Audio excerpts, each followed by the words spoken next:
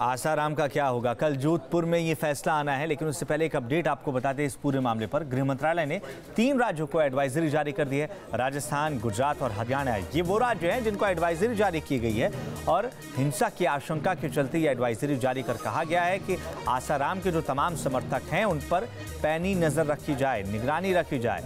कल Asaram rape case में एक अहम फैसला आना है और जिस तरीके से राम रहीम के मामले में तमाम समर्थक एक जगह इकट्ठा हो गए थे और उसके बाद हिंसा का दौर देखने को मिला था, उस स्थिति से बचने के लिए खास कदम उठाने की ज़रूरत है। एडवाइजरी में इस बात को कहा गया है। साथ ही साथ नाबालिग से रेप के आरोप में फंसे आसाराम पर कल जोधपुर कोर्ट पर सबकी निगाहें टिकी हैं, जिस पर फैसला सुनाया जाएगा।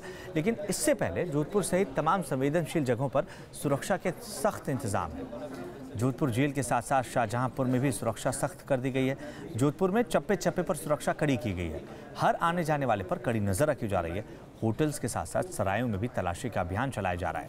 ये 3 तस्वीरें हम आपको दिखा रहे हैं। कोर्ट में जेल को तब्दील किया जा रहा है क्योंकि कोर्ट जेल के भीतर ही लगेगी और यहीं फैसला सुनाया जाएगा। आसाराम का क्या होगा, इससे पर्दा कल हट जाएगा और इंसाफ की आस में वो पीड़िता है जिसके परिवार वाले पहले आसाराम के समर्थक हुआ करते थे। वहीं सुरक्षा की चिंता को देखते हुए जज जोधपुर जेल में ही फैसला सुनाने वाले हैं। लिहाजा जोधपुर जेल के अंदर और बाहर दोनों जगह सुरक्षा कड़ी कर दी गई है। क्या कहना है डीआईजी जेल जोधपुर और जोधपुर के डीसीपी का, आपको सुनाते हैं।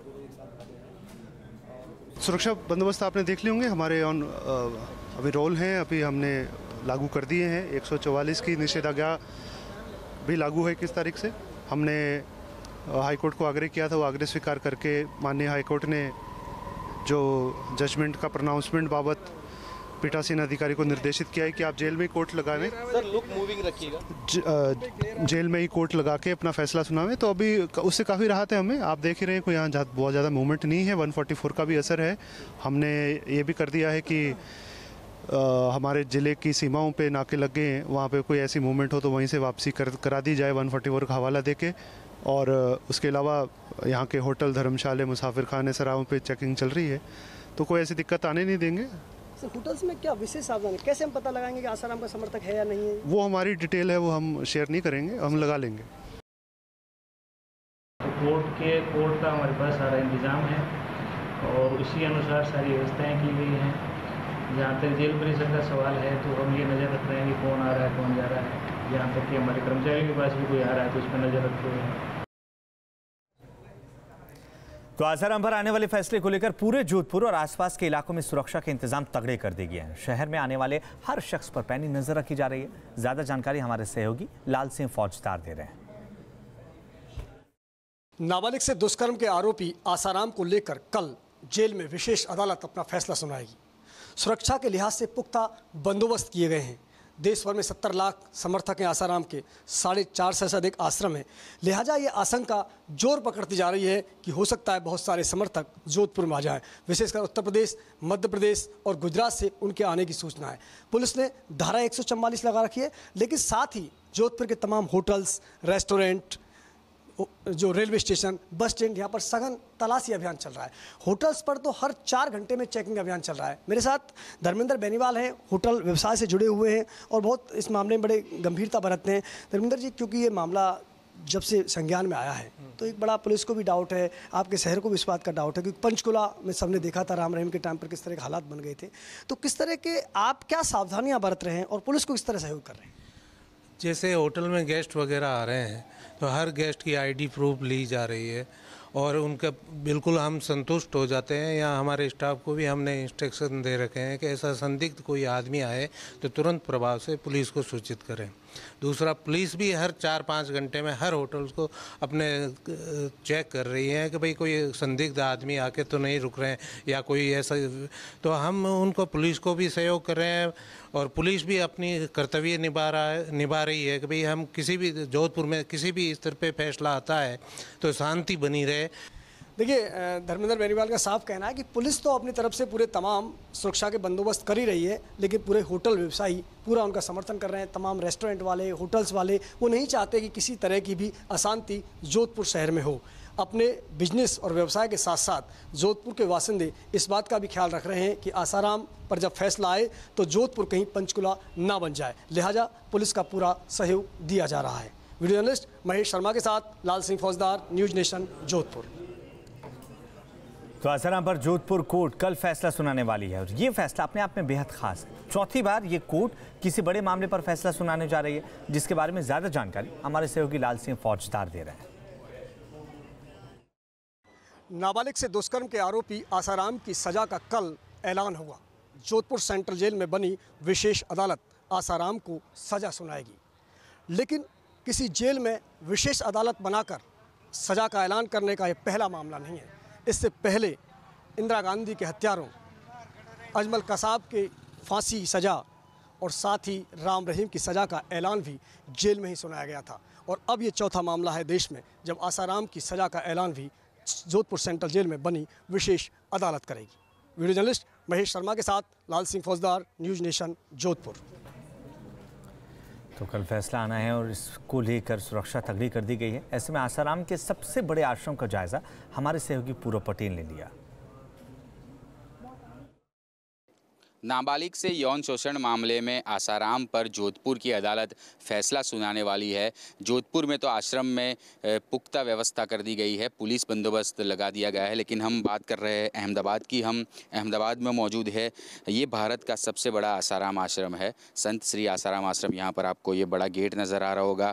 ये आश्रम और ख़ुद आसाराम तब विवादों में आए जब इसी आश्रम के भीतर दो बच्चों की डेड बॉडी मिली थी और बताया जा रहा था कि तांत्रिक विधि के कारण इन दो बच्चों को मार दिया गया आसाराम प्रशासन की ओर से। उसके ठीक बाद जब दूसरी बार जो सूरत में दो बहनों के साथ यौन शोषण हुआ, तब भी आसाराम और उनका आश्रम जो है वो सामने आया था, लाइमलाइट में आया था। लेकिन बात की जाए जोधपुर की, तो जोधपुर की अदालत बहुत बड़ा फैसला सुनाने वाली है। सभी की नज़र उस फैसले पर है कि आखिरकार क्या होगा। अहमदाबाद के आश्रम की बात की जाए तो यहाँ पर कोई व्यवस्था नहीं है, लेकिन प्रशासन की ओर से बता दिया गया है, आश्रम के प्रशासन की ओर से, कि कोई भी मीडिया के सामने बातचीत ना करे, ना ही भीड़ इकट्ठा की जाए, क्योंकि कल जो अहम फैसला आने वाला है उनके गुरु को लेकर। अब देखना ये होगा। हालांकि कुछ भक्तों, कुछ साधकों से हमारी बातचीत हुई जो कैमरे के सामने कुछ कहना नहीं चाहते, लेकिन वो चाहते ज़रूर है कि उनके जो संत है, उनके जो आसाराम है, उनको कम से कम सज़ा मिले। अहमदाबाद से हेतल खत्री के साथ पूरव पटेल, न्यूज़ नेशन। तो जेल में बंद आसाराम की मुसीबत और बढ़ेगी या कम होगी, ये कल साफ हो जाएगा। लेकिन आपको आगे बढ़ते हुए हम ये बताते हैं कि आखिर पूरा मामला है क्या। आसाराम को जेल की सलाखों के पीछे जाना क्यों पड़ा। आसाराम एक वक्त स्वयंभू आध्यात्मिक गुरु के तौर पर प्रवचन देता था। वो हजारों की भीड़ को उपदेश दिया करता था, लेकिन यौन शोषण के आरोपों ने उसके दामन पर एक बड़ा दाग लगा दिया।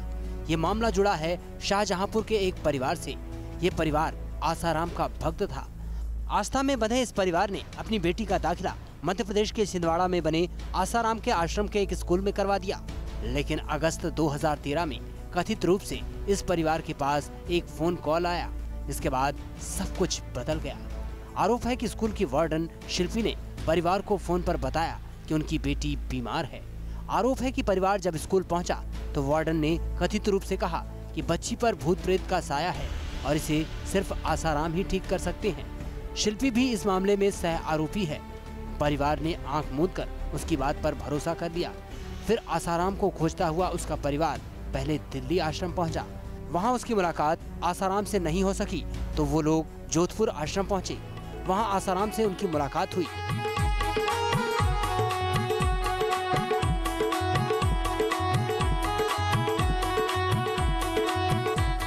लेकिन आरोप है कि जोधपुर में आसाराम ने इस नाबालिग छात्रा का यौन शोषण किया। बच्ची ने जब ये बात परिवार वालों को बताई तो वो लोग आसाराम से मिलने दिल्ली आए, लेकिन बताया जाता है कि आसाराम ने उनसे मिलने से इनकार कर दिया। इसके बाद लड़की के पिता ने 20 अगस्त 2013 को दिल्ली के कमला मार्केट थाने में शिकायत दर्ज करवाई। यौन शोषण के आरोप में घिरे आसाराम पर पॉक्सो और जुवेनाइल जस्टिस एक्ट के तहत केस दर्ज किया गया। इस मामले में जोधपुर पुलिस ने 31 अगस्त 2013 को आसाराम को गिरफ्तार किया और तब से वो जेल में है। नवंबर 2013 में जोधपुर पुलिस ने आसाराम और 4 अन्य सह आरोपियों के खिलाफ आरोप पत्र दाखिल किया। इस मामले में आसाराम की गिरफ्तारी के बाद सूरत की 2 बहनें भी सामने आईं। उन्होंने आसाराम और उनके बेटे नारायण साईं पर गंभीर आरोप लगाए। अक्टूबर 2013 में उन्होंने सूरत में केस दर्ज करवाया। एक बहन ने इल्जाम लगाया कि आसाराम ने उसका यौन शोषण किया, जबकि दूसरी बहन ने ऐसा ही आरोप नारायण साईं पर लगाया। दिसंबर 2013 में नारायण साईं को भी अरेस्ट कर लिया गया। इसके बाद से वो भी जेल में बंद है। आरोप है कि आसाराम के खिलाफ मुकदमों में उनके खिलाफ पेश होने वाले गवाहों को धमकियां दी गई और उन पर हमले भी करवाए गए। Team news nation.